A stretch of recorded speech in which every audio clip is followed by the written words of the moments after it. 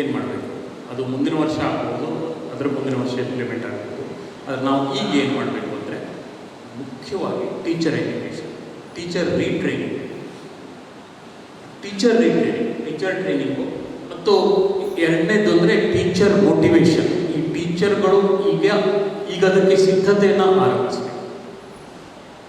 ಈ ಆಟಗಳು, ಗೇಮ್ಗಳು, ಯಾವ ರೀತಿಯ ಗೇಮ್ಗಳನ್ನ ಇಟ್ಕೊಳ್ಬೇಕು, ಅಥವಾ ಲೋಕಲ್ ಸ್ಕಿಲ್ಸ್ ಅಂದರೆ ಯಾವುದನ್ನು ನಾವು ಕೊಡ್ಬೋದು. ಯಾಕೆಂದರೆ ಅಲ್ಟಿಮೇಟ್ಲಿ ಶಿಕ್ಷಕರು ಇದನ್ನು ಕ್ಲಾಸ್ ರೂಮ್ಗಳಿಗೆ ತೊಗೊಂಡು ಹೋಗ್ಬೇಕು, ಇದನ್ನು ಶಿಕ್ಷಕರು ಕ್ಲಾಸ್ ರೂಮ್ಗಳಿಗೆ ತೊಗೊಂಡು ಹೋಗ್ಬೇಕು.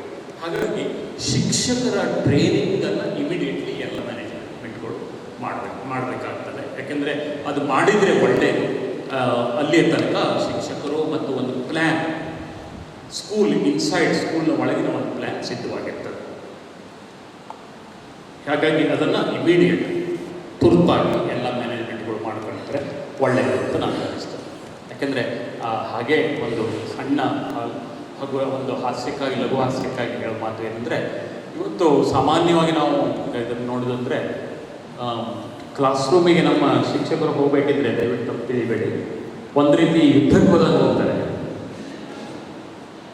ಬಾಡಿ ಟೆನ್ಸ್ ಇರ್ತದೆ, ಭಾಳ ಟೆನ್ಷನ್ ಆಗಿ ಬೆವರು ನೀರಿಡಿಸ್ಕೊಂಡು ಆ ನಂತರ ಕ್ಲಾಸಲ್ಲಿ ಹೋಗಿ ವಿದ್ಯಾರ್ಥಿಗಳು ಯಾರು ಕ್ಲಾಸಲ್ಲಿ ಮಾತಾಡೋದಿಲ್ವೋ ಅದು ಆ ಟೀಚರ್ಗಳು ತಾವು ಗೆದ್ದಾನೆ ಅಂತ ತಿಳ್ಕೊಳ್ತಾರೆ.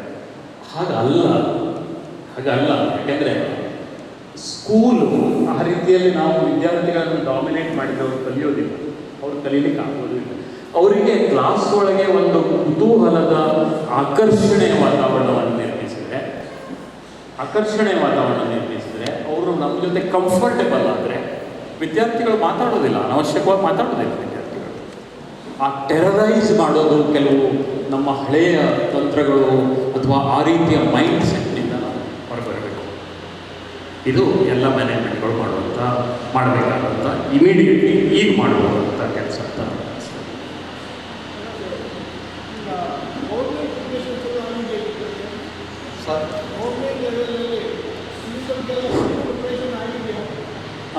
ಇಲ್ಲಿ ಕೇಂದ್ರ ಸರ್ಕಾರದ ಪ್ರಿಪ್ರೇಷನ್ ಆಗಿದೆ.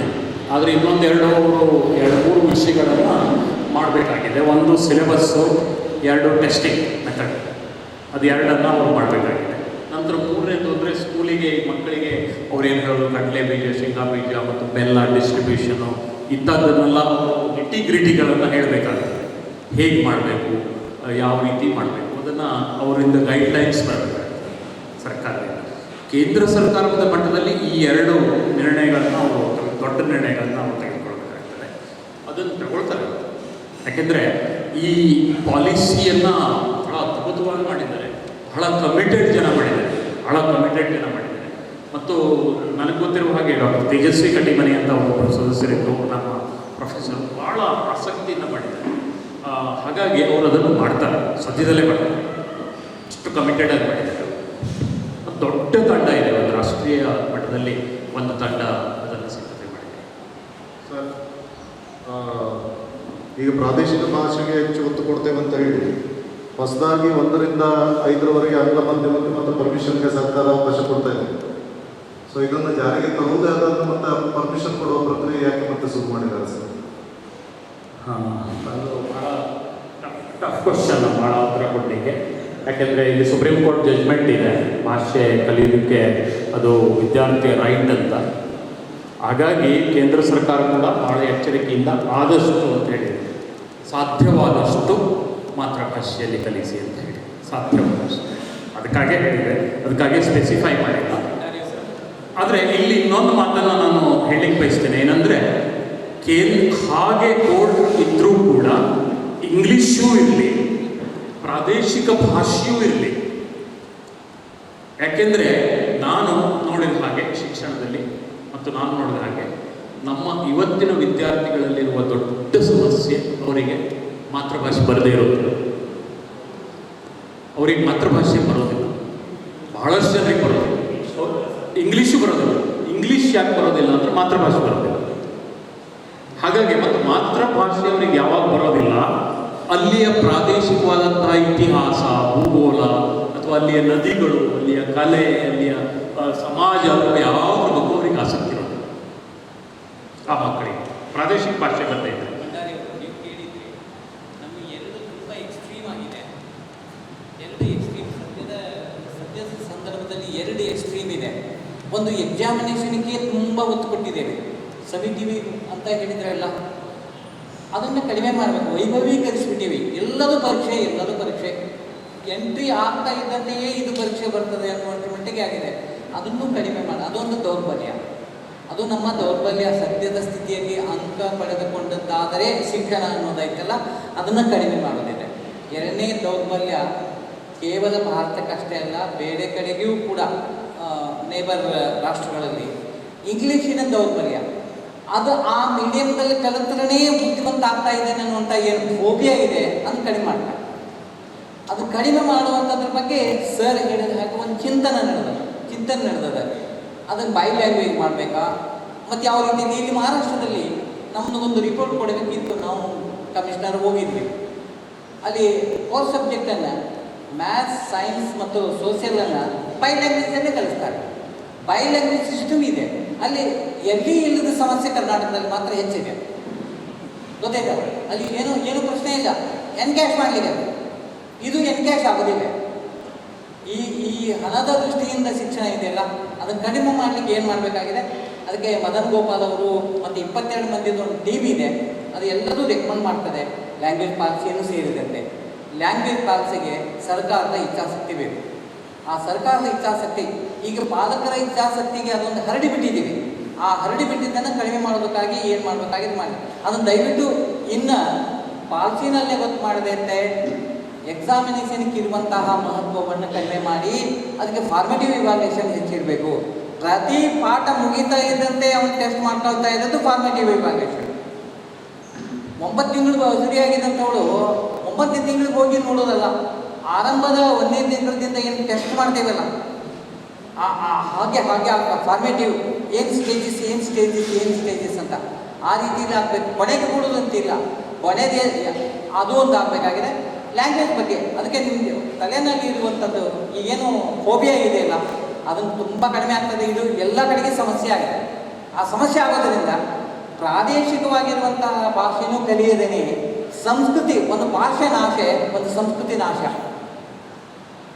ಗೊತ್ತಿರಬೇಕು ನಿಮಗೆ. ಡ್ಯಾಡಿ ಮಮ್ಮಿ, ಅಪ್ಪ ಅಮ್ಮ, ಇದು ವ್ಯತ್ಯಾಸ ತಿಳ್ಕೊಳ್ಬೇಕು. ಯಾವುದು ಸಂಸ್ಕೃತಿ, ಯಾವುದು ಇಮಿಟೇಷನ್, ಅನುಕರಣೀಯವಾಗಿರುವಂಥದ್ದು ಅನ್ನೋದಕ್ಕೆ ಅದು ಕಲ್ಚರ್ ಅಂತ ಆಗಬೇಕಾಗಿದೆ. ಭಾಷೆಯನ್ನು ಒಂದು ಕಲ್ಚರಾಗೆ ನೋಡಬೇಕಾಗಿದೆ. ದಯವಿಟ್ಟು ಸಾರಿ ಸರ್, ಎಷ್ಟೇ ನಾವು ಅದ್ರ ಬಗ್ಗೆ ಉಪನ್ಯಾಸ ಮಾಡಿದ್ರು ಕಾನೂನು ತರದೇ ಇದ್ದರೆ ನಮ್ಮಲ್ಲಿ ಕನ್ನಡ ಶಾಲೆಯನ್ನು ಉಳಿಸ್ಕೊಳ್ಳಿಕ್ಕೆ ಹೇಗೆ ಸಾಧ್ಯ ಇದೆ?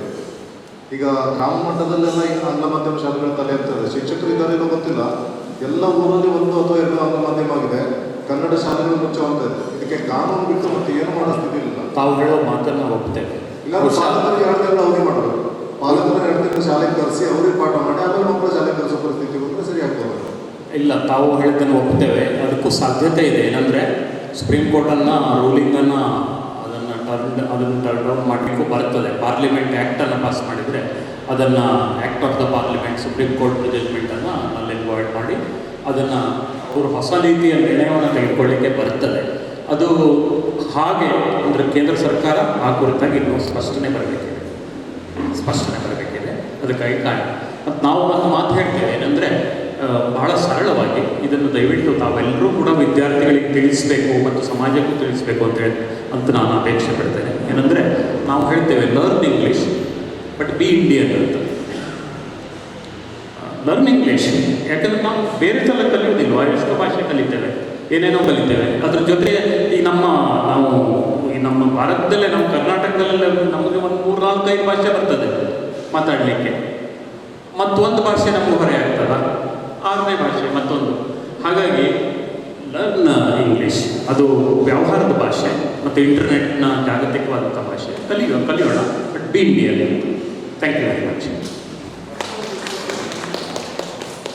Cluster resource centre, cluster centres ಅಂತ ಏನು ಸರ್ಕಾರ ಪ್ರಪೋಸ್ ಮಾಡ್ತಾ ಇದೆ, ಅದರ ಬಗ್ಗೆ ಹೆಚ್ಚಿನ ಮಾಹಿತಿ ಇದೆಯಾ?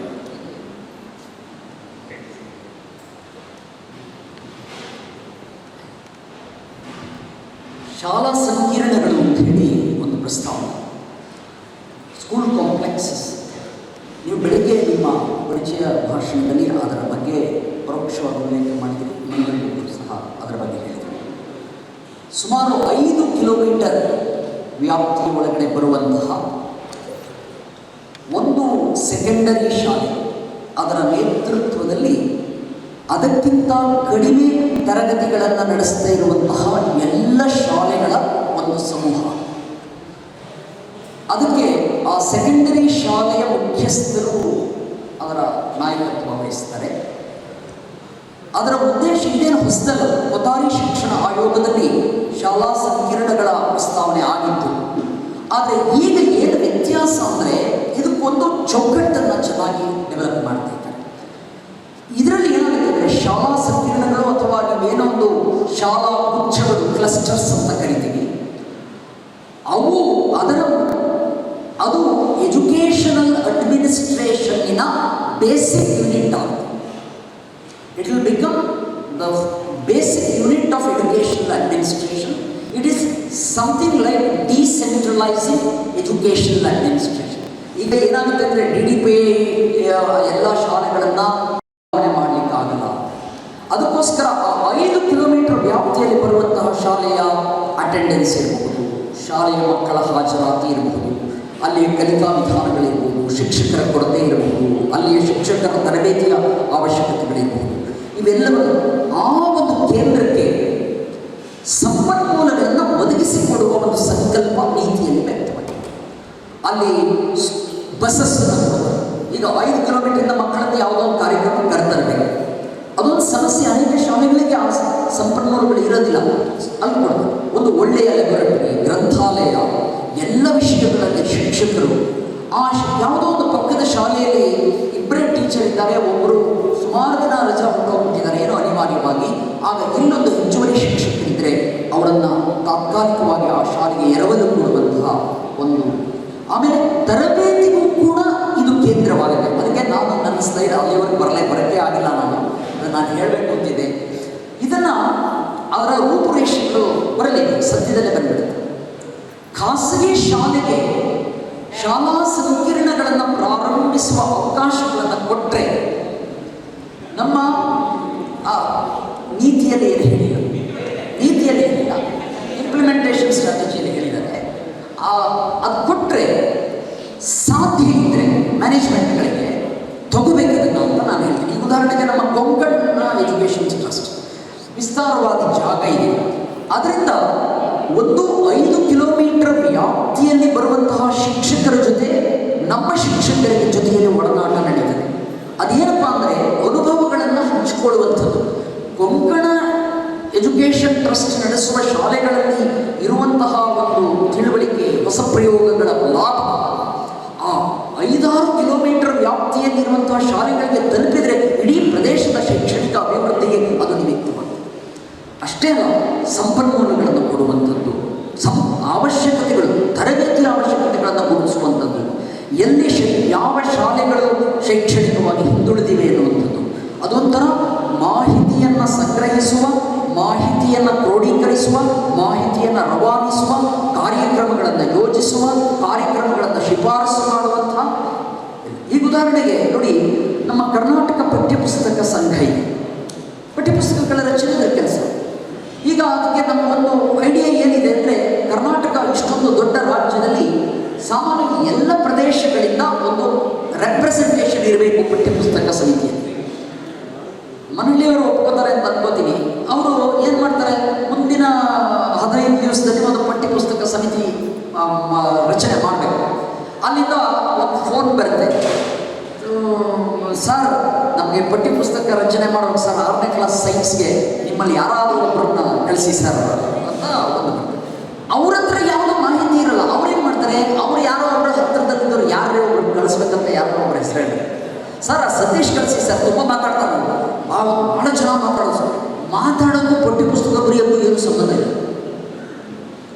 ಹೀಗಾಗಿ ಪಠ್ಯಪುಸ್ತಕ ರಚನಾ ಸಮಿತಿಯಲ್ಲಿ ಬರುವವರಿಗೆ ಅನೇಕರಿಗೆ ಒಂದು ವಾಕ್ಯ ಜೀವನದಲ್ಲಿ ಬರೆದಿಲ್ಲ. ಅವರು ಪ್ರೇಮ ಪತ್ರ ಬರ್ಕೊಂಡಿದ್ರೆ ನನಗೆ ಗೊತ್ತಿಲ್ಲ, ಆದರೆ ನಾನು ಹೇಳ್ತಿರೋದು ಪಠ್ಯ ಬರೆದ ಅನುಭವ ಇರಲ್ಲ. ನಾನು ಯಾರ ಬಗ್ಗೆ ಅಗೌರವದಿಂದ ಮಾತಾಡಲಿಲ್ಲ. ನಾನು 13 ಪಠ್ಯಪುಸ್ತಕ ಸಮಿತಿಗಳಲ್ಲಿ ಕೆಲಸ ಮಾಡಿದಾಗ ನಾನು ಗಮನಿಸಿರೋದನ್ನ ಹೇಳ್ತೀನಿ. ಎಲ್ಲೆಲ್ಲಿ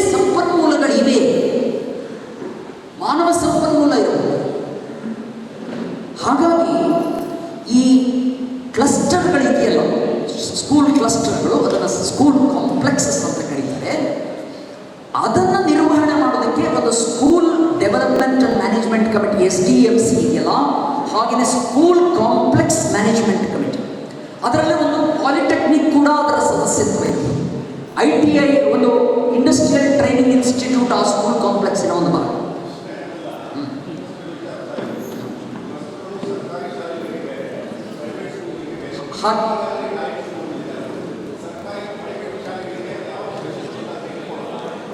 ಇಲ್ಲ, ಹಾಗಿರಲ್ಲ. ಇಲ್ಲ, ದಟ್ ಐಸೋಲೇಷನ್ ಬೆಲೆ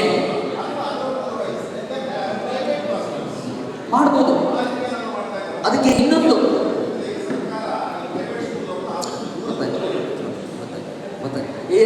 ಒಂದು ಇನ್ನೊಂದು ನಿಮಿಷ ಪೂರ್ತಿ ಮಾಡ್ತೀನಿ ನಾನು. ಇನ್ನೊಂದು ಪೇರಿಂಗ್ ಆಫ್ ಸ್ಕೂಲ್ಸ್ ಅಂತ ಒಂದು ಕಾನ್ಸೆಪ್ಟ್. ಇಜ್ಜೋಡುಗಳು. ಈಗ ಎರಡೆರಡು ಸ್ಕೂಲ್ ಮ್ಯೂಚುವಲ್ ಕೋಆಪರೇಷನ್ ಅಲ್ಲಿ ಎಕ್ಸಿಸ್ಟ್, ಇದು ಪಾಲಿಸಿಯಲ್ಲಿ ಬಂದಿದೆ. So pairing of schools, school cluster concept. ಇಲ್ಲಿ ಎರಡೇ ಶಾಲೆಗಳು, ನಿಮ್ಮದು ಇನ್ನೊಂದು ಪಕ್ಕದಲ್ಲಿ ಒಂದು ಶಾಲೆ ಇದೆ, ನಿಮಗೂ ಆಮೇಲೆ ಎಲ್ಲ ಚೆನ್ನಾಗಿ ಒಂದು ಒಡನಾಟ ಇದೆ. ಅಲ್ಲಿಯ ಟೀಚರ್ಸ್ಗಳು ಚೆನ್ನಾಗಿ ಕಲಿಬೇಕು ಅಂತಿದ್ದಾರೆ, ನಮ್ಮ ಟೀಚರ್ಸ್ಗಳು ಕೂಡ ಕಲಿಬೇಕು ಅಂತಿದ್ದಾರೆ.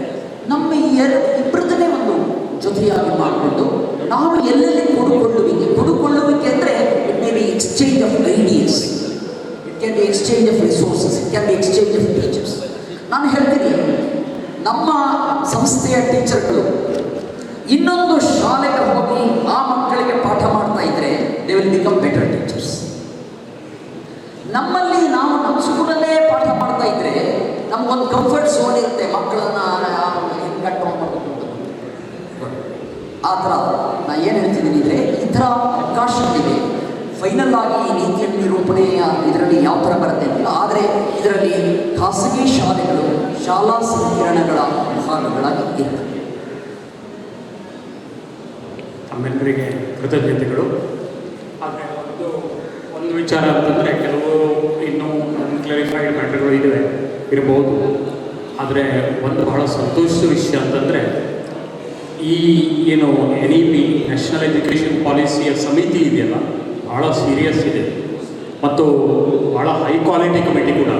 ಮತ್ತು ಅವರು ಏನು ಬರೆದಿದ್ದಾರೆ ದೇ ಮೀನ್ ಇಟ್. ಯಾಕೆಂದರೆ ಈಗ ಉದಾಹರಣೆಗೆ private education will be encourage ಅಂದರೆ ನಾಳೆ ಅವರು ಅದನ್ನು ಕಳಿಸಲೇಬೇಕು ಮತ್ತು ಕಳಿಸ್ತಾರೆ, ಅಷ್ಟು ನಮಗೆ ಭರವಸೆ ಇದೆ. ಯಾಕೆಂದರೆ ದೇ ಮೀನ್ ಬಿಸ್ನೆಸ್ ಈಗಿನ ಒಂದು ಎಜುಕೇಷನ್ ಇದು. ಹಾಗೆ let us hope that there will be lot of new changes. ಇವತ್ತು ಈ ಕಾರ್ಯಕ್ರಮಕ್ಕೆ ಕರೆದು ನನಗೆ ನಮ್ಮ ಜೊತೆ ಬೆರೆಯುವಂಥ ಅವಕಾಶ ಕೊಟ್ಟಂತಹ ನಮ್ಮ ಹಿರಿಯರಾದಂಥ ಶ್ರೀ ಮುರಳೀಧರ ಪ್ರಭು ಅವರಿಗೆ ನಾನು ನನ್ನ ಆತ್ಮೀಯವಾದಂಥ ಕೃತಜ್ಞತೆಗಳನ್ನು ಹೇಳಲಿಕ್ಕೆ ಬಯಸ್ತೇನೆ. ಹಾಗೂ ತಮ್ಮೆಲ್ಲರಿಗೆ ಕೂಡ ಆತ್ಮೀಯವಾದಂಥ ಕೃತಜ್ಞತೆ.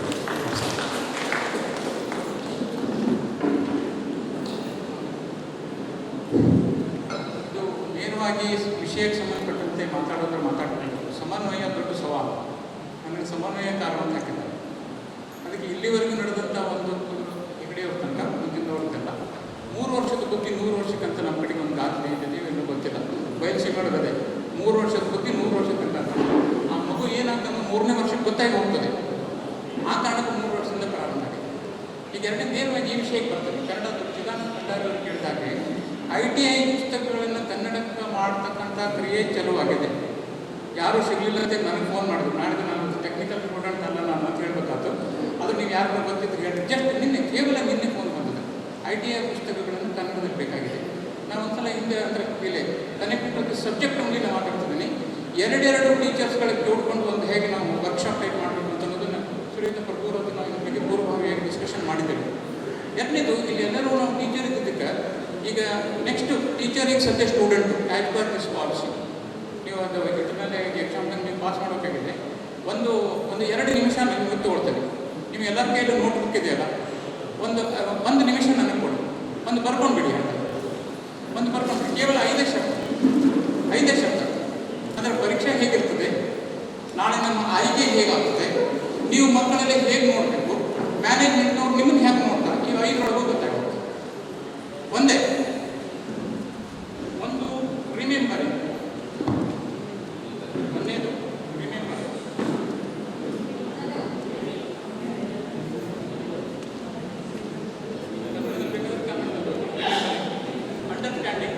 ಅಂಡರ್ಸ್ಟ್ಯಾಂಡಿಂಗ್, ಅಪ್ಲೈಯಿಂಗ್, ಯಾವುದೋ ಡೆಫಿನೆಟ್ ಅಂತ ಹೇಳ್ತಾ ಇಲ್ಲ ನಾನು, ಅಪ್ಲೈಯಿಂಗ್, ಎನಲೈಸಿಂಗ್,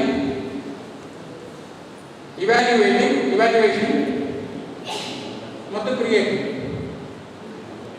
ಇನ್ನೊಂದು remembering, understanding, applying, analysing, evaluation ಮತ್ತು ಕ್ರಿಯೇಟಿಂಗ್. ಈ 5 ಶಬ್ದಗಳಿವೆ. ಈಗೆಲ್ಲರಿಗೂ ಒಂದು ಸಮಸ್ಯೆ, ಇವತ್ತು ಈ ಟೈಪ್ ಏನೋ ಒಂದು ವರ್ಕ್ಶಾಪ್ ಮಾಡಿದಾರಲ್ಲ, ಅದನ್ನು ವರ್ಕ್ಶಾಪ್ ಮಾಡಲಿಕ್ಕೆ ನಿಮಗೆ ಜವಾಬ್ದಾರಿ ಕೊಡ್ತೇವೆ. ಈ 5ರೊಳಗೆ ಯಾರು ಬರ್ತದೆ? ಒಂದು 30 ಸೆಕೆಂಡ್ಸ್ ನೋಡಿ ನೀವು ಮಾರ್ಕ್ ಮಾಡಿ. ಬರ್ಕೊಂಡಿರಲ್ಲ, ನಿಮಗೊಂದು ಟಾಸ್ಕ್ ಅಲಾಟ್ಮೆಂಟ್ ಮಾಡ್ತಾರೆ. ಇವಾಗ ಈ ಟೈಪ್ ಒಂದು ಪ್ರೋಗ್ರಾಮ್ ಮಾಡೋಕ್ಕಾಗಿದೆ, ಅದರ ಜಿಲ್ಲಾ ಮಟ್ಟನೋ ನ್ಯಾಷನಲ್ ಮಟ್ಟನೋ ಏನೇ ಇರಲಿ, ಈ ಟೈಪ್ ಒಂದು ವರ್ಕ್ಶಾಪ್, ನ್ಯೂಲಿ ಇಂಟ್ರಡ್ಯೂಸ್ಡ್ ಸಬ್ಜೆಕ್ಟ್ ಬಗ್ಗೆ ವರ್ಕ್ಶಾಪ್ ಮಾಡಬೇಕಾಗಿದೆ. ಈ 5ರೊಳಗೆ ಯಾವ್ದು ಬರ್ತದೆ? 1 ನಿಮಿಷದೊಳಗೆ ಮುಗಿಸ್ಬೇಕು. ಯಾವುದು?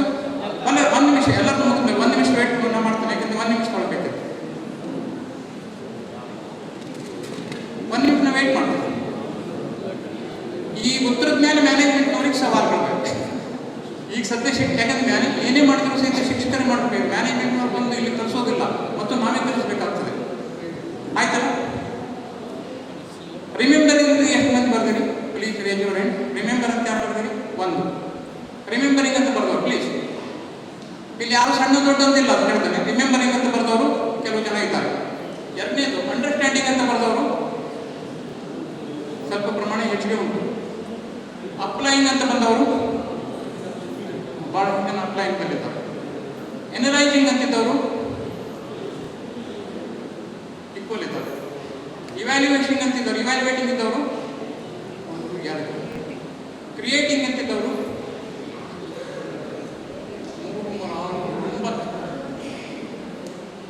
9. ಈಗ ನಾವು ಮಾತ್ರ ನಿಖರವಾದ ಉತ್ತರ. ನೀವು ಯಾರು ಫೇಲ್ ಅಲ್ಲ, ಪರೀಕ್ಷೆಗಳು ಹೀಗೆ ಬರ್ತದೆ.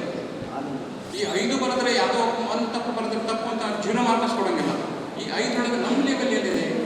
ಅರೆ ರಿಮೆಂಬರಿಂಗ್ ಅಂತ ಹಿಂದೆ ಮಾಡಿದವ್ರು ಮಾಡ್ಕೊಂಡು ಹೋಗೋರು, ನೀವು ಮಾಡಿದ್ದನ್ನು ಎನ್ಲೈನ್ ಮಾಡೋರು, ಅದು ಕ್ರಿಯೇಟ್ ಮಾಡೋರು. ಏನು ಸಮಸ್ಯೆ ಬರ್ತದೆ? ಊಟ ಹಿಡಿಸ್ತದೋ ಇಲ್ಲ, ಸಕ್ಕರೆ ರೇಟ್ ಕೊಡ್ತಾರ ಗೊತ್ತಿಲ್ಲ, ಕರೆಂಟ್ ಕೈ ಕೊಡ್ತದೆ. ಕ್ರಿಯೇಟಿಂಗ್ ಕ್ವಶನ್ಗಳನ್ನು ನೀವು ಹಾಗೆ ಮಾಡಬೇಕಾಗ್ತದೆ. ನೀವು ಅಪ್ಡೇಟಿಂಗ್ ಸಿಲೆಬಸ್ ಹಿಂಗೆ ಬರ್ತದೆ, ಕರಿಕ್ಯುಲಮ್ ಹೀಗೆ ತಯಾರು ಮಾಡಬೇಕಾಗ್ತದೆ.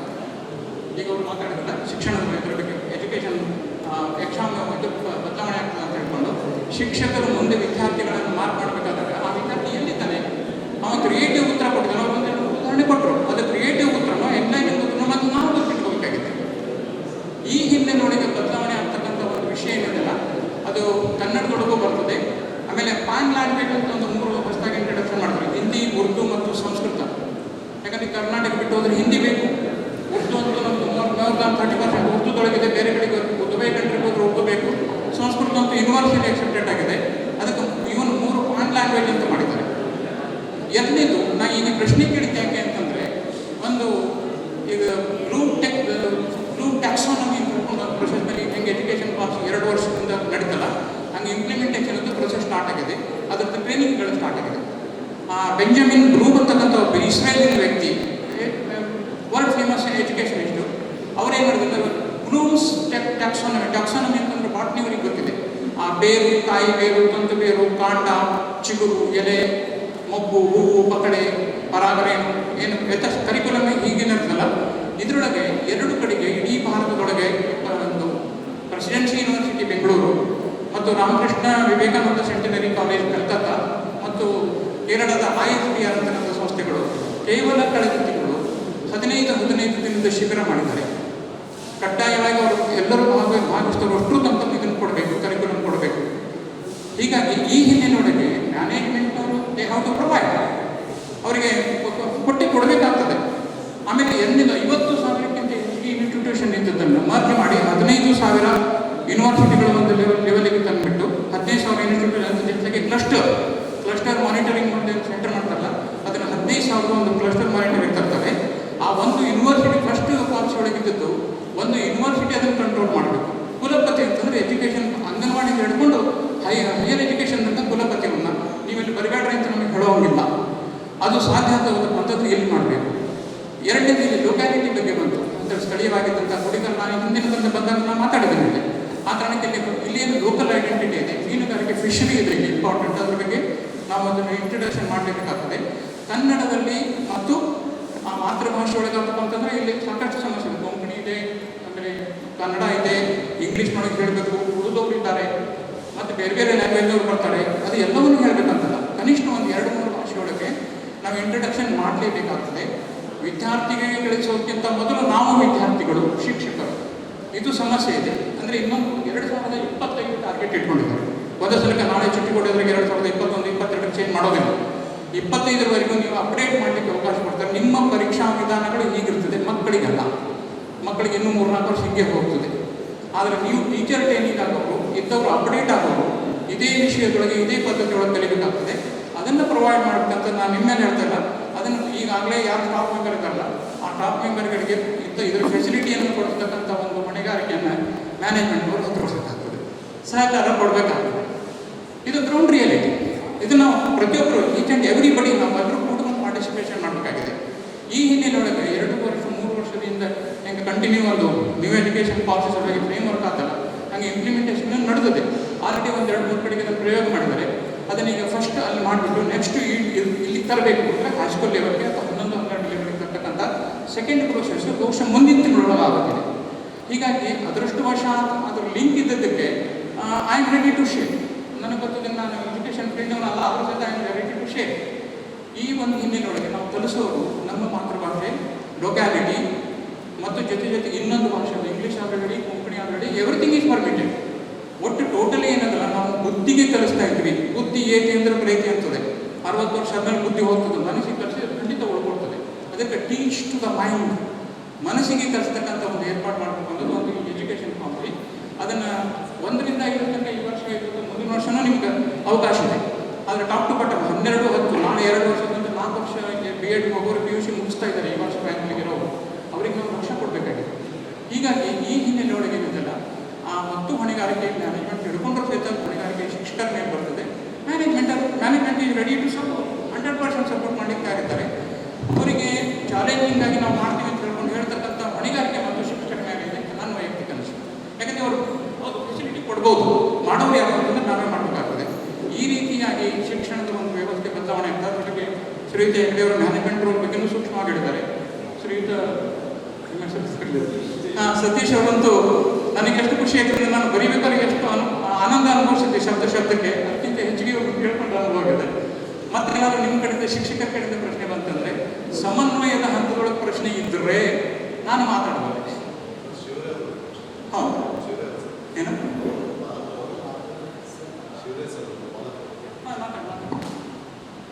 ಈಗ ಪ್ರಶ್ನೆ ಕೇಳಲಿಕ್ಕೆ ಅಂತ ಕೇಳಿದ್ರೆ ಶ್ರೋತೃಗಳು ಕಾರ್ಯಕ್ರಮ ಯಾವಾಗ ಮುಗಿಯುತ್ತೆ ಅಂತ ಕೇಳ್ತಾರೆ. ಈಗ 4:15 ಮುಗೀತು, ಇಷ್ಟೊತ್ತಿಗೆ ನಮ್ಮ ಕಾರ್ಯಕ್ರಮ ಮುಗಿಬೇಕಾಗಿತ್ತು. ಆದರೆ ನಾವು ಈ ಕಾರ್ಯಕ್ರಮಕ್ಕೋಸ್ಕರ ಕರೆಸಿರುವಂತಹ ನಾರಾಯಣ ಶೇವರವರು ಅವ್ರ ಬಾಯಿ ತೆರೆದೇ ಇಲ್ಲ, ಇನ್ನೂ ಒಂದು ಮಾತು ಕೂಡ ಹೇಳಿಲ್ಲ. ಕಾರ್ಯಕ್ರಮ ನಮ್ಮ ಟೈಮ್ ಟೇಬಲ್ ಪ್ರಕಾರ ಮುಗಿದೋಗ್ಬಿಟ್ಟಿದೆ. ಅದಕ್ಕೆ ನಾನು ಮೊದಲನೇದಾಗಿ ನಾರಾಯಣ ಶೇವರವರಿಗೆ ಕ್ಷಮಾಪಣೆ ಕೇಳ್ತಾ ಇದ್ದೇನೆ. ಸ್ವಲ್ಪ ವ್ಯತ್ಯಾಸ ಆಗಿದೆ. ಅವರು ಮೊದಲೇ ಹೇಳಿದ್ದಾರೆ, ನಾನು ಒಳ್ಳೆ ಮಾತುಗಾರ ಅಲ್ಲ ಅಂತ ಹೇಳ್ಬಿಟ್ಟಿದ್ದಾರೆ. ಅದಕ್ಕೋಸ್ಕರನೇ ಅವರು ಸಂಕ್ಷಿಪ್ತವಾಗಿ 15 ನಿಮಿಷದಲ್ಲಿ ಅವರ ವಿಚಾರನ ಹೇಳ್ತಾರೆ. ಆಮೇಲೆ ತಮ್ಮಲ್ಲಿ ಯಾರಾದರೂ ಏನಾದರೂ ಕೇಳೋದಿದ್ರೆ ಕೇಳಬಹುದು. ಆದರೆ ಆ ಕೇಳೋ ಅಂಥ ಮನಸ್ಥಿತಿ ಇದೆಯೋ ಇಲ್ಲೋ ನಮಗೆ ಗೊತ್ತಿಲ್ಲ. ಇಲ್ಲ ಎಷ್ಟು ಜನರಿಗೆ ಬಸ್ಸಿಗೆ ಲೇಟ್ ಆಗುತ್ತೋ ಹೋಗ್ಲಿಕ್ಕೆ ಆಮೇಲೆ ಸಿಗೋಲ್ಲ ಅಂಥೇಳಿ. ಆದರೆ ಅವರು ತುಂಬ ಸಂಕ್ಷಿಪ್ತವಾಗಿ ಅವರ ವಿಷಯನ ಮಂಡನೆ ಮಾಡ್ತಾರೆ. ಅವ್ರು ಹೇಳೋದನ್ನು ನಾವು ಕೇಳೋಣ. ಆದರೆ ಒಂದು ಅವ್ರ ಬಗ್ಗೆ ನಾನು ಒಂದು ಪರಿಚಯ ಹೇಳಬೇಕಾಗಿದೆ. ಅವ್ರೀಗ corona lockdown, full complete lockdown ಸಮಯದಲ್ಲಿ ಪ್ರತಿದಿನ ಒಂದೊಂದು ಲೇಖನ ಬರೀತಾ ಇದ್ದೆ. ಆ ಲೇಖನ ವಾಟ್ಸಪ್ ಮೂಲಕ ನನಗೆ ಇಲ್ಲಿ ಕಾರ್ಯಕ್ರಮದಲ್ಲಿ ಇದ್ದಾರೆ ರಾಜೇಂದ್ರ ಭಟ್ರು, ಅವರು ನನಗೆ ಕಳಿಸ್ತಾ ಇದ್ರು. ನಾನು ಅದನ್ನು ಕಣ್ಣಾಡಿಸ್ತಾ ಇದ್ದೆ. ಆದರೆ ಅದರಲ್ಲಿ 2 ಲೇಖನ ತುಂಬ ನನ್ನ ಗಮನ ಸೆಳೀತು. ನಾನು ಸಣ್ಣ ಪ್ರಮಾಣದ ಲೇಖಕ, ಆದರೆ ನನ್ನ ಗಮನ ತುಂಬ ಸೆಳೀತು. ನಾನು ಅದರದ್ದು ಪ್ರಿಂಟೌಟ್ ತೆಗೆದಿಟ್ಕೊಂಡೆ. ಆ ಪ್ರಿಂಟೌಟ್ ತೆಗೆದಿಟ್ಕೊಂಡಿರುವ ಲೇಖನನ ಬೆಂಗಳೂರಿನಲ್ಲಿ ಒಬ್ಬರು ಶಿಕ್ಷಣ ತಜ್ಞರಿದ್ದಾರೆ, ರಿಸೋರ್ಸ್ ಪರ್ಸನ್ ಇದ್ದಾರೆ. ಸ್ವಲ್ಪ ಮಟ್ಟಿಗೆ ನಮ್ಮ ಸತೀಶ್ ಕರ್ಡೋನೆ ಅವರು ಜಯಸಿಂಹ ಅಂತ ಇದ್ದಾರೆ, ಅವ್ರಿಗೆ ಅದಕ್ಕೆ ಕಳಿಸ್ತಾರೆ. ಅವರು ಒಂದ್ಸರಿ ನೋಡಲಿ, ಏಕೆಂದರೆ ಶಿಕ್ಷಣಕ್ಕೆ ಸಂಬಂಧಪಟ್ಟಿರೋ ಅಂತ. ಅವರು ಅದನ್ನು ನೋಡಿ ಅದರದ್ದು ರಿಯಾಕ್ಷನ್ ಹೇಗಿತ್ತು ಅಂದರೆ, ಇದು ಯಾರು ಇವರು, ಎಲ್ಲಿ ಅಡಕೊಂಡಿದ್ದಾರೆ ಇವರು, ಇಂಥ ವಿಚಾರ ಮೂಲ ಚಿಂತನೆ ಮಾಡುವಂಥವ್ರು ಇಡೀ ನಮ್ಮ ದೇಶದಲ್ಲಿ, ನಮ್ಮ ಇಡೀ ರಾಜ್ಯದಲ್ಲಿ ಪ್ರಸಿದ್ಧಿ ಆಗಿರಬೇಕಾಗಿತ್ತು. ಇರಿವಲ್ಲ, ಇವರು ಎಲ್ಲಿ ಅಡಕೊಂಡಿದ್ದಾರಲ್ಲ. ಅವರು ಪ್ರಸಿದ್ಧಿ ಪರಾನ್ಮುಖತೆ ಅಂತ ಹೇಳ್ತಾರಲ್ಲ, ಅವರ ಅದಕ್ಕೆ ಪೂರ್ತಿ ಒಪ್ಪತ್ತೆ. ಅವರ ಪ್ರಸಿದ್ಧಿ ಒಂದು ಚೂರು ಬಯಸೋದಿಲ್ಲ. ಆದರೆ ಎಂಥ ಮೂಲ ಚಿಂತನೆ ಮಾಡ್ತಾರೆ ಶಿಕ್ಷಣದಲ್ಲಿ ಅಂದರೆ, ಅವರು ಮುರಳೀಧರ ಪ್ರಭು ಅವ್ರಿಗೂ ನಾನು ಅದನ್ನು ಕಳಿಸಿದ್ದೀನಿ. ಅವ್ರಿಗೂ ಕೂಡ ಅದರದ್ದು ಒಂದು ಸ್ವಲ್ಪ ಪರಿಚಯ ಆಗಿದೆ. ಅದು ಪುಸ್ತಕನೂ ಬರೆದಿದ್ದಾರೆ ಅವರು, ನಿಮ್ಮ ಯುವ ಬ್ರಿಗೇಡಿಂದ ನಮ್ಮ ಮಕ್ಕಳಿಗೆ ಎಂಥ ಶಿಕ್ಷಣ ಕಲಿಸ್ಬೇಕು ಅಂಥೇಳಿ. ಸೊ ಈಗ ನಮ್ಮೆಲ್ಲರಿಗಿಂತ ಅವರು ಭಿನ್ನ, ಶಿಕ್ಷಣದ ಬಗ್ಗೆ ಮೂಲ ಚಿಂತನೆ ಮಾಡ್ತಾರೆ. ಅದಕ್ಕೆ ಅವರ ವ್ಯಕ್ತಿತ್ವ ಏನು ಅಂದರೆ, ಒಂದು ರೀತಿಯಲ್ಲಿ ಹೇಳೋದಾದರೆ, ಹೀಗೆ ಸನ್ಯಾಸಿ ಇನ್ ಆರ್ಡಿನರಿ ಕ್ಲಾಸ್. ಏಕೆಂದರೆ ಅವರು BE ಶಿಕ್ಷಣ ಮುಗಿಸ್ಕೊಂಡ ಮೇಲೆ ಅವರು ತಮ್ಮದೇ ಆಗಿರುವಂಥ ಕುಟುಂಬ ಅನ್ನೋದು ಇಟ್ಕೊಂಡಿಲ್ಲ, ಇಡೀ ಸಮಾಜನೇ ಅವ್ರ ಕುಟುಂಬ. 30 ವರ್ಷದಿಂದ ಇಲ್ಲಿ ಚಿಕ್ಕಮಗಳೂರು ಜಿಲ್ಲೆ ಕೊಪ್ಪ ತಾಲೂಕಿನಲ್ಲಿ ಒಂದು ಗುರುಕುಲ ಇದೆ. ಆ ಗುರುಕುಲದಲ್ಲಿ ಆಚಾರ್ಯರಾಗಿ ಅದನ್ನು ಪ್ರಾರಂಭದ ಹಂತದಿಂದ ಕಟ್ಟಿ ಬೆಳೆಸೋದ್ರಲ್ಲಿ ಅವರು ಕೆಲಸ ಮಾಡಿದ್ದಾರೆ. ಅಂದರೆ ಸಾಂಪ್ರದಾಯಿಕ ಶಿಕ್ಷಣದ ಪೂರ್ತಿ ಭಿನ್ನವಾಗಿರುವಂಥದ್ದು. ಅವರೊಂದು ಲೇಖನದಲ್ಲಿ ಬರೀತಾರೆ, ಅಮೇರಿಕಾದಲ್ಲಿ ಈಗ ಮಕ್ಕಳನ್ನ ಸ್ಕೂಲ್ನಿಂದ ಬಿಡಿಸುವಂಥ ಚಳುವಳಿ ಪ್ರಾರಂಭ ಆಗಿದೆ ಅಂತ. ಅದು ನಮಗೆ ಗೊತ್ತೇ ಇಲ್ಲ. ಮತ್ತೆ ಹೇಳ್ತಾರೆ ಅವರು, ಯಾವ ಶಿಕ್ಷಕರಿಗೆ ನಾನು ಕಲಿಸ್ತಿದ್ದೀನಿ ಅನ್ನೋ ಮನೋಭಾವ ಇರುತ್ತೋ ಅಂಥವ್ರು ಒಳ್ಳೆ ಶಿಕ್ಷಕರಾಗ್ಲಿಕ್ಕೆ ಸಾಧ್ಯವೇ ಇಲ್ಲ ಅಂತ. ಎಂಥ ಮೂಲ ಚಿಂತನೆ. ವಿಜ್ಞಾನ ಎಲ್ಲ ನಮ್ಮ ಮಕ್ಕಳು ತಗೊಳ್ತಾರೆ. ವಿಜ್ಞಾನ ಯಾಕೆ ತಗೊಳ್ತಾರೆ ಅಂತ ಹೇಳಿದ್ರೆ, ಅದು ವಿಜ್ಞಾನಕ್ಕೆ ಒಳ್ಳೆ ಡಿಮಾಂಡ್ ಇದೆ, ವಿಜ್ಞಾನ ತಗೊಳ್ಳೋರು ಬುದ್ಧಿವಂತರು ಅಂತ ಅವ್ರು ಬರೀತಾರೆ. ಹಸಿವೆನೇ ಇಲ್ಲದೆ ಆಹಾರ ಸೇವಿಸಿದ್ರೆ ಬೊಜ್ಜು ಬರುತ್ತೆ, ಬೊಜ್ಜು ಬರೋದ್ರಿಂದ ಡಯಾಬಿಟಿಸ್ ಬರುತ್ತೆ, BP ಬರುತ್ತೆ, ಇನ್ನು ಅನೇಕ ಕಾಯಿಲೆಗಳಿಗೆ. ನಮಗೆ ವಿಜ್ಞಾನ ಶಿಕ್ಷಣ, ನಮ್ಗೆ ಅದ್ರ ಬಗ್ಗೆ ಆಸಕ್ತಿ ಇಲ್ಲ, ಕುತೂಹಲ ಇಲ್ಲ, ಹಸಿವೆ ಇಲ್ಲ, ನಾವು ಕಲಿತಾ ಇದ್ವಿ, ಕಾಯಿಲೆಗೆ ಕಾರಣ ಆಗುತ್ತೆ ಅಂತ ಹೇಳ್ತಾರೆ. ನಮ್ಮ ಶಿಕ್ಷಣಕ್ಕೆ ಬೇರೆ ಯಾವುದು ಆಕರ್ಷಣೆ ಇರಬಾರ್ದು, ಆಕರ್ಷಣ ರಹಿತ ಶಿಕ್ಷಣ ಇರಬೇಕು. ಈ ಥರ ಮೂಲಭೂತ ಚಿಂತನೆ. ಬೇರೆ ಎಲ್ಲರೂ ಈಗ ಮ್ಯಾನೇಜ್ಮೆಂಟಲ್ಲಿ ಇರೋರು ಎಷ್ಟು ಜನ ಅಡ್ಮಿಷನ್ ಆಗುತ್ತೆ, ಫೀಸ್ ಎಷ್ಟು ಬರುತ್ತೆ, ಶಾಲೆಗೆ ಹೇಗೆ ನಡೆಸೋದು ಅನ್ನೋಂಥ ಚಿಂತೆ ಇರುತ್ತೆ. ಪೇರೆಂಟ್ಸ್ ಆದರೆ ನಮ್ಮ ಮಕ್ಕಳಿಗೆ ಈ ಕಲ್ತ ಮೇಲೆ ಏನಾದ್ರು ಒಂದು ಉದ್ಯೋಗ ಸಿಗಬೇಕು ಅಂತ ಇದೆ. ಟೀಚರ್ಸ್ಗೆ ಹೇಗೆ ಕಲಿಸೋದು ಅನ್ನೋ ಚಿಂತೆ ಇರುತ್ತೆ. ಎಲ್ಲರೂ ಅವರವರ ದೃಷ್ಟಿಯಿಂದ ಯೋಚನೆ ಮಾಡಿದ್ರೆ, ನಾರಾಯಣ ಶೇವರೆ ಅವರು ಮಾತ್ರ ಯಾವುದು ಒಂದು ಮಗುವಿಗೆ ಹಿತ, ಯಾವುದು ಒಂದು ಸಮಾಜಕ್ಕೆ ಹಿತ ಅಂತ ಮೂಲ ಚಿಂತನೆ ಮಾಡ್ತಾರೆ. ಅವರ ಮಾತುಗಳು ತುಂಬ ಆಕರ್ಷಣೀಯವಾಗಿದ್ದೇ ಇರ್ಬೋದು, ಆದರೆ ನಿಜವಾಗ್ಲೂ ಹೇಳೋದಾದರೆ ಅವರ ಚಿಂತನೆ, ಅವರ ಮಾತುಗಳು ನಿಮಗೆ ಚಿಂತನೆಗೆ ಈಡು ಮಾಡುತ್ತೆ ಅಂತ ನಾನು ಹೇಳ್ತೀನಿ. ಅವ್ರಿಗೆ ಇನ್ನೊಮ್ಮೆ ನಾನು ಕ್ಷಮಾಪಣೆ ಕೇಳ್ತಾ ಸಂಕ್ಷಿಪ್ತವಾಗಿ ಅವರ ವಿಷಯನ ಮಂಡಿಸಬೇಕು ಅಂತೇಳಿ ಪ್ರಾರ್ಥನೆ ಮಾಡ್ತೀನಿ. ನಾರಾಯಣ ಶೇವರೆ ನಿಮ್ಮದೇ. ನಾರಾಯಣ ಶೇವರವರನ್ನು ಆಮಂತ್ರಿಸಿಕೊಳ್ತಾ ಎರಡನೇ ಅವಧಿಯನ್ನು ನಡೆಸಿಕೊಟ್ಟಂಥ ಡಾಕ್ಟರ್ RG ಹೆಗ್ಡೆಯವರಿಗೆ ಸ್ಮರಣಿಕೆಯನ್ನು ನೀಡಬೇಕಾಗಿ ಶ್ರೀಯುತ ಮುರಳೀಧರ ಪ್ರಭು ಅವರಲ್ಲಿ ಕೇಳ್ಕೊಳ್ತಾ ಇದ್ದೇನೆ.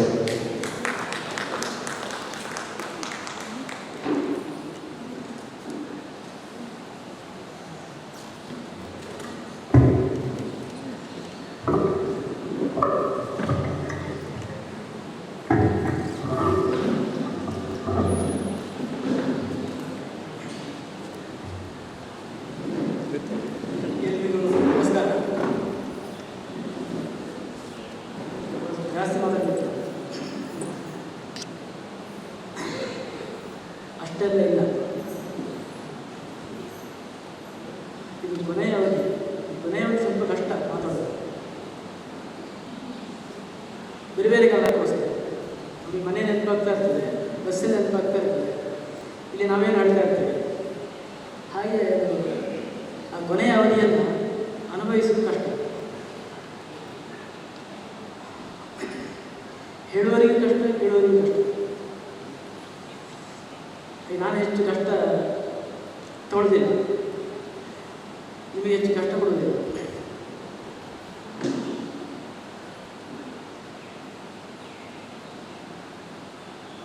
ನಾನೇನು ಗುರುಕುಲದ ಬಗ್ಗೆ ಹೇಳಿದೆ, ಅಲ್ಲಿಂದಲೇ ತೊಡಗುದಾಗ ನಮ್ಮ ಗುರುಕುಲದಲ್ಲಿ ಪರೀಕ್ಷೆ ಇಲ್ಲ, ಪ್ರಮಾಣ ಪತ್ರ ಇಲ್ಲ.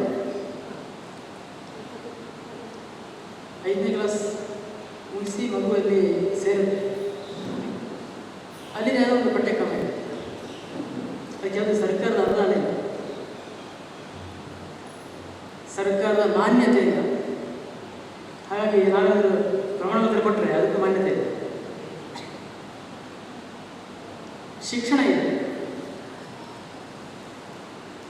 ಇವತ್ತು ಬೆಳಗ್ಗಿಂದ ನಾವು ಇಲ್ಲಿ ಏನೇನು ವಿಷಯಗಳನ್ನು ಕೇಳಿದ್ವಿ, ಬಹುತೇಕಕ್ಕೆ ಪೂರಕ ಇದೆ ಗುರುಕುಲ. ಕೆಲವು ಬಾಲಕರು ಮಕ್ಕಳನ್ನು ಸೇರಿಸಬೇಕು ಅಂತ ಹೇಳ್ತಾರೆ, ಆ ವರ್ಷಕ್ಕೆ ತಗೊಂಡು 20 ಮಂದಿ ಅಲ್ಲ, ಅಲ್ಲಿ ವರ್ಷಕ್ಕೆ ಸುಮಾರು 150 ಮಂದಿ ಅರ್ಜಿ ಹಾಕ್ತಾರೆ. 20 ಮಂದಿ ನಾವು ತಗೊಳ್ಬೇಕಾಗುತ್ತೆ. ಕೆಲವರು ಗುರುಕುಲವನ್ನು ಒಮ್ಮೆ ನೀವು ನೋಡಿ ಬನ್ನಿ, ಆಮೇಲೆ ಮತ್ತೆ ನಿಮ್ಮ ಮಗುವನ್ನು ಸೇರಿಸಬೇಕಾ ಬೇಡವಾ ಅಂತ ನೀವು ಯೋಚನೆ ಮಾಡಿ ಅಂತ ನಾವು ಹೇಳ್ತೀವಿ. ಹಾಗೆ ಕೆಲವರು ಬರ್ತಾರೆ, ಅವರಿಗೆಲ್ಲ ನಾವು ವಿವರಿಸ್ತೀವಿ, ಗುರುಕುಲ ಎಲ್ಲ ನೋಡ್ತಾರೆ. ನೋಡಿ ಆಮೇಲೆ ಅವರು ಪ್ರಶ್ನೆ ಕೇಳ್ತಾರೆ, ಏನಂದರೆ ನನ್ನ ಮಗು ನಿಮ್ಮ ಗುರುಕುಲದಲ್ಲಿ ಓದಿದರೆ ಅವನಿಗೆ ನಾಳೆ ಉದ್ಯೋಗ ಸಿಗುತ್ತೆ. ಇದು ಬಹುತೇಕ ಎಲ್ಲ ಪಾಲಕರ ಪ್ರಶ್ನೆ. ಈ ಪ್ರಶ್ನೆ ಅವರಿಗೆ ಆಶ್ಚರ್ಯವನ್ನು ಮಾಡ್ತಾರೆ. ಯಾಕೆ ಹೇಳಿದರೆ, ನನ್ನ ಮಗ ನಿಮ್ಮ ಕಾಲೇಜಲ್ಲಿ ಓದಿದರೆ ಅವನಿಗೆ ಉದ್ಯೋಗ ಗ್ಯಾರಂಟಿಯ ಅಂತ ಲಕ್ಷಗಟ್ಟಲೆ ಡೊನೇಷನ್ ಕೊಟ್ಟು ಕಾಲೇಜಿಗೆ ಸೇರಿಸುವ, ಇಂಜಿನಿಯರಿಂಗ್ ಕಾಲೇಜಿಗೆ ಸೇರಿಸುವ ಪ್ರಿನ್ಸಿಪಾಲ್ಗಳನ್ನು ಯಾರು ಹೇಳೋದು? ಆಶ್ಚರ್ಯ. ಅಲ್ಲಿ ಲಕ್ಷಗಟ್ಟಲೆ ಕೊಟ್ಟಿರ್ತಾರೆ, ಕೇಳಬೇಕಲ್ಲ, ಪ್ರಶ್ನೆ ಕೇಳಬೇಕಲ್ಲ. ಅವನಿಗೆ ಉಚಿತ ಶಿಕ್ಷಣ, ಎಲ್ಲಿ ಉಚಿತ ಶಿಕ್ಷಣ ಕೊಡ್ತೀವೋ, ಇಲ್ಲಿ ಪರೀಕ್ಷೆ ಇಲ್ಲ ಅಂತ ಹೇಳ್ತೀವ, ನಿಮ್ಮ ಶಾಲೆಯಲ್ಲಿ ಓದಿದರೆ ಮಗುವಿಗೆ ಭವಿಷ್ಯ ಇದೆ ಅಂತ. ಇಂಜಿನಿಯರಿಂಗ್ ಕಾಲೇಜಲ್ಲಿ, ಮೆಡಿಕಲ್ ಕಾಲೇಜಲ್ಲಿ ವೃತ್ತಿಪರ ಶಿಕ್ಷಣ ಇದೆ, ಅದಕ್ಕೆ ಒಂದು ಹೆಸರಿದೆ, ಅದಕ್ಕೊಂದು ಉಪಾಧಿ ಇದೆ, ಅದು ವೃತ್ತಿಪರ ಶಿಕ್ಷಣ ಅಂತ. ವೃತ್ತಿಪರ ಶಿಕ್ಷಣ ಹೌದಾ? ಕೆಲಸ ಸಿಗುತ್ತಾ? 2 ವರ್ಷದ ಹಿಂದೆ ಪತ್ರಿಕೆಯಲ್ಲಿ ಒಂದು ಸಮೀಕ್ಷೆ ಬಂದಿತ್ತು. ಏನಂದರೆ, ವರ್ಷದಲ್ಲಿ ನಮ್ಮ ದೇಶದಲ್ಲಿ ಒಟ್ಟು ಇಂಜಿನಿಯರಿಂಗ್ ಕಾಲೇಜುಗಳಿಂದ ಹೊರಬರುವ ಇಂಜಿನಿಯರಿಂಗ್ ಸಂಖ್ಯೆ 1.5 ಲಕ್ಷ. 1.5 ಲಕ್ಷ. ಅದರಲ್ಲಿ ಕೆಲಸ ಸಿಗೋದು, ಉದ್ಯೋಗ ಸಿಗೋದು 20% ಜನರಿಗೆ, ಅಂದರೆ 30,000 ಜನರಿಗೆ. ಉಳಿದ 1,20,000 ಮಂದಿ ಸರ್ಕಾರದ ಅಂಕಿಅಂಶದ ಪ್ರಕಾರ ನಿರುದ್ಯೋಗಿಗಳು. ಉದ್ಯೋಗ ಮಾಡ್ಬೋದು, ಆದರೆ ಯಾವುದನ್ನು ಓದಿದಾರೆ ಉದ್ಯೋಗ ಮಾಡಲ್ಲ. ಬೆಂಗಳೂರು ಬೇರೆ ಬೇರೆ ಗೊತ್ತಾಗುತ್ತೆ, ಆಟೋ ಹೋಗ್ತೀನಿ, ರಿಕ್ಷಾ ಹೋಗ್ತೀನಿ. ಸ್ವಲ್ಪ ಮಾತಾಡಿಸಿ ಆಟೋ ಡ್ರೈವರ್ನ, ಸ್ವಲ್ಪ ಆಪ್ತತೆಯಿಂದ ಮಾತಾಡಿಸಿ. ಅವ್ನು ಹೇಳ್ತಾನೆ, ನಾನು ಇಂಥವರಿಂದ ಬಂದವನು, ಬಂದೊಂದು 2 ವರ್ಷ ಆಯಿತು, ಏನು ಕೆಲಸ ಸಿಗಲಿಲ್ಲ, ಅಯ್ಯೋ ಆಟೋ ಓಡಿಸ್ತಿದ್ದಿಲ್ಲ. ಏನು ಕಲ್ತಿದ್ದೀರಾ? BE ಓದಿದ್ದೀನಿ. ಪಾನಿಪುರಿಯಲ್ಲಿ ನಡೆಸ್ಕೊಡ್ತಿದ್ದಾರೆ. BE ಓದಿದ್ದಾರೆ, ಲಕ್ಷಗಟ್ಟಲೆ ಕೊಟ್ಟು ಪಾನಿಪುರಿ ಅಂಗಡಿ ಇಟ್ಕೊಂಡಿದ್ದಾರೆ. ಬೆಂಗಳೂರಲ್ಲಿ ಇದೆ ಇದರ ಸನ್ನಿವೇಶ ಸಿಗುತ್ತೆ. ಪಾನಿಪುರಿ ಅಂಗಡಿ ಇಡೋದು ಕನಿಷ್ಠ ಅಲ್ಲ, ರಿಕ್ಷಾ ಓಡಿಸೋದು ಕನಿಷ್ಠ ಅಲ್ಲ, ಅದನ್ನು ಕನಿಷ್ಠ ಅಂತ ಭಾವಿಸಬೇಕಾಗಿದೆ. ಆದರೆ ಕನಿಷ್ಠ ಅಂತ ಭಾವಿಸಿದ್ದಾನೆ ಇಂಜಿನಿಯರಿಂಗ್ ಕಾಲೇಜ್ ಓದಿದ್ದು. ಆಟೋ ಓಡಿಸೋದು ಕನಿಷ್ಠ ಅಂತ ತಾನೇ ಮೆಡಿಕಲ್ ಸೀಟ್ಗೆ ಪ್ರಯತ್ನ ಪಟ್ಟಿದ್ದು. ಅದೆಲ್ಲ ಓದಿ ಖರ್ಚು ಮಾಡಿ ಒಳ್ಳೆ ಅನುಕೂಲ ಪಡೆದು ಕೆಲಸ ಸಿಗದಿದ್ದಾಗ ಆಟೋ ಓಡಿಸುವ ಅನಿವಾರ್ಯತೆಗೆ ಹೋಗಬೇಕಾಯಿತು. ಆದರೆ ತೃಪ್ತಿ ಇಲ್ಲ. ಶಿಕ್ಷಣವನ್ನು ನಾವು ತೃಪ್ತಿಯಿಂದ ಪಡಿಬೇಕು. ಶಿಕ್ಷಣ ಪಡೆದ ನಂತರ ಉದ್ಯೋಗವನ್ನು ಕೂಡ ನಾವು ತೃಪ್ತಿಯಿಂದ ಅನ್ವಯಿಸಬೇಕು. ಇವತ್ತೊಂದು ಎರಡೂ ಇಲ್ಲವಾಗಿದೆ. ಉದ್ಯೋಗ ಶಿಕ್ಷಣದ ಉದ್ದೇಶ ಏನು ಅಂತ ಅವಾಗ ನಾವೇ ಒಂದು ಪ್ರಶ್ನೆಯನ್ನು ಹಾಕಬೇಕು. ಪಾಲಕರು ತನ್ನ ಮಗುವಿಗೆ ತಾನು ಶಿಕ್ಷಣವನ್ನು ಯಾಕೆ ಕೊಡಬೇಕು ಅಂತ ತಾನೇ ಪ್ರಶ್ನೆಯನ್ನು ಹಾಕಬೇಕು. ಮಗುವಿಗೆ ಕೊಡಬೇಕಾಗಲ್ಲ. ಮಗುವಿಗೆ ಯಾವ ರೀತಿ ಪ್ರಶ್ನೆಯನ್ನು ಅದು ತನಗೆ ತಾನೇ ಹಾಕೊಳ್ಳೋ ಹಾಗೆ ಅದಕ್ಕೊಂದು ಪ್ರೇರಣೆ ಕೊಡಬೇಕು ವಯಸ್ಸಾದಾಗ. ಆ ರೀತಿಯ ಒಂದು ವ್ಯವಸ್ಥೆ ಶಿಕ್ಷಣದಲ್ಲಿ ಇರಬೇಕು, ಶಿಕ್ಷಣ ಸಂಸ್ಥೆಯಲ್ಲಿ ಇರಬೇಕು, ಶಿಕ್ಷಕರಲ್ಲಿ ಇರಬೇಕು, ಒಟ್ಟಾರೆ ಒಂದು ಶಿಕ್ಷಣ ವ್ಯವಸ್ಥೆಯಲ್ಲಿ ಇರಬೇಕು. ಅದು ಇವತ್ತು ಇದು ಆಗಿದೆ. ಶಿಕ್ಷಣದ ಮುಖ್ಯ ಉದ್ದೇಶ ಅರಿವು, ಅಂದರೆ ಜ್ಞಾನ ಸಂಪಾದನೆ. ಜ್ಞಾನ ಸಂಪಾದನೆಗೆ ಪಂಚಾಂಗ ಯಾವುದು ಹೇಳಿದರೆ ಅದು ಸಂಸ್ಕಾರ ಬೇಕು. ಅದಕ್ಕೆ ಬೇಕಾದ್ರೆ ಬೇರೆ ಬೇರೆ ಪ್ರಯೋಗಗಳಿವೆ. ಸಂಸ್ಕಾರವನ್ನು ಕೊಡೋದು ಹೇಗೆ? ಅದು ಮನೆಯಲ್ಲೇ ಶುರುವಾಗಿದೆ, ಗರ್ಭಾವಸ್ಥೆಯಲ್ಲಿ ಶುರುವಾಗುತ್ತೆ ಅಂತ ಬೆಳಿಗ್ಗೆ ಮಾತು ಬಂತು, ತುಂಬ ಚೆನ್ನಾಗಿದೆ ಮಾತು. ಗರ್ಭಾವಸ್ಥೆಯಲ್ಲೇ ಶಿಕ್ಷಣ ಪ್ರಾರಂಭ ಆಗುತ್ತೆ ಅನ್ನೋದು ಭಾರತೀಯ ಚಿಂತನೆ. 6ನೇ ವರ್ಷದ ನಂತರ ಶಿಕ್ಷಣ ಪ್ರಾರಂಭ ಆಗುತ್ತೆ ಅನ್ನೋದು ಅದು ಹೊರಗಿನ ಚಿಂತನೆ. ಅದನ್ನು ಫಸ್ಟ್ ಅಂತ ಹೇಳಬೇಕಾಗಿಲ್ಲ, ಅದನ್ನು ವಿದೇಶೀಯ ಅಂತ ಹೇಳಬೇಕಾಗಿಲ್ಲ. ಅಂದರೆ ವಿದೇಶಿ ಅಂತ ಹೇಳಿದರೆ ಅದು ಯಾವುದು ಇಂಗ್ಲೆಂಡಿಂದ ಫ್ರಾನ್ಸಿಗೆ ಹೇಳಬೇಕಾಗಿಲ್ಲ, ಅದು ಫ್ರಾನ್ಸ್ನವರೆಗೂ ವಿದೇಶಿ, ಅದು ಇಂಗ್ಲೆಂಡ್ನವರೆಗೂ ವಿದೇಶಿ. ಗಾಂಧೀಜಿ ಹೇಳ್ತೀನಿ, ಇಲ್ಲಿ ಇಂಗ್ಲೀಷರು ಆಡಳಿತ ಮಾಡೋದು ಅದು ಕೇವಲ ಭಾರತೀಯರಿಗೆ ಮಾತ್ರ ಹಾನಿಕಾರಕ ಅಲ್ಲ, ಅದು ಸ್ವತಃ ಬ್ರಿಟಿಷರಿಗೆ ಹಾನಿಕಾರಕ. ಹಾಗಾಗಿ ಇಂಗ್ಲೀಷ್ ಶಿಕ್ಷಣ ಪದ್ಧತಿಯಿಂದ ನಮ್ಮ ದೇಶದಲ್ಲಿ ಅನುಷ್ಠಾನದಲ್ಲಿದೆ ಮತ್ತು ಅದನ್ನು ಅನುಷ್ಠಾನ ಮಾಡಿದ ದೇಶ ಇಂಗ್ಲೆಂಡ್. ಅಲ್ಲಿ ಆ ಥರದ ಶಿಕ್ಷಣ ವ್ಯವಸ್ಥೆ ಅನುಷ್ಠಾನದಲ್ಲಿದ್ದರೆ ಅದು ಅವರಿಗೂ ಪರಕಿ ಇದೆ, ನಮಗೆ ಮಾತ್ರ. ನಮಗೆ ಇಂಗ್ಲೀಷ್ ಶಿಕ್ಷಣ ಮೆಕಾಲೆ ಹೇಳಿದ್ದು ಅದಕ್ಕೋಸ್ಕರ ಬೇಡ, ಅಲ್ಲೇ ಅಲ್ಲ, ಅದು ಮೆಕಾಲೆಗೂ ಬೇಡ, ನಮಗೆ ಮಾತ್ರ. ನಮ್ಮ ಯೋಚನೆ ಹಾಗಿರಬೇಕು ಅನಿಸ್ತದೆ. ಹಾಗಾದರೆ ಅದೊಂದು ಮಾತು ಬಂತು, ಕೆಲವೆಲ್ಲ ಟಿಪ್ಪಣಿ ಮಾಡ್ಕೊಂಡಿದ್ದೀನಿ, ಎಲ್ಲ ಹೇಳಲಿಕ್ಕೆ ಆಗಲ್ಲ. ಏನಂದರೆ ಈ ವಿದೇಶಿ ಸತೀಶ್ ಹೇಳಿದ್ರು, ವಿದೇಶಿ ತಳಿಯ ಸಸ್ಯ ಬೀಜದ ಒಂದು ಇದಾಗಿದೆ, ಅದು ಇಲ್ಲಿ ಬೆಳೀತದೆ ಅದು ಇಲ್ಲಿದ್ದನ್ನು ನಾಶ ಮಾಡ್ತದೆ, ಇಲ್ಲಿದ್ದನ್ನು ನಾಶ ಮಾಡಿ ತನ್ನ ಅಸ್ತಿತ್ವ ಕಂಡುಕೊಳ್ಳೋದು. ಇದು ವಿದೇಶಿ, ಇದು ಭಾರತೀಯ ಅಲ್ಲ. ಭಾರತೀಯ ಯಾವುದು? ಅದು ಎಲ್ಲಿ ಹೋದರೂ ಅಲ್ಲಿ ತನ್ನ ಸಮೃದ್ಧಗೊಳಿಸಬೇಕು, ತಾನು ಸಮೃದ್ಧಗೊಳಿಸಬೇಕು ಮಾತ್ರ ಅಲ್ಲ, ಅದು ಎಲ್ಲಿ ಹೋಗ್ತದೋ ಅಲ್ಲಿ ತನ್ನ ಸಮೃದ್ಧಗೊಳಿಸಬೇಕು, ಅದು ಭಾರತ. ನೋಡಿ, ನನ್ನ ಸೆಮೆಟಿಕ್ ಪದಗಳ ಬಗ್ಗೆ ತುಂಬ ಹೇಳಬೇಕು, ಅದು ಹೇಗೆ ಅಂತ ಈ ಪ್ರಪಂಚ ಗೊತ್ತಿದೆ. ಮತಾಂತರ ಅನ್ನೋದು ಅದು ಕೇವಲ ಸೆಮೆಟಿಕ್ ರೀತಿಯಲ್ಲಿ ಮಾತ್ರ ಇರುವುದಲ್ಲ,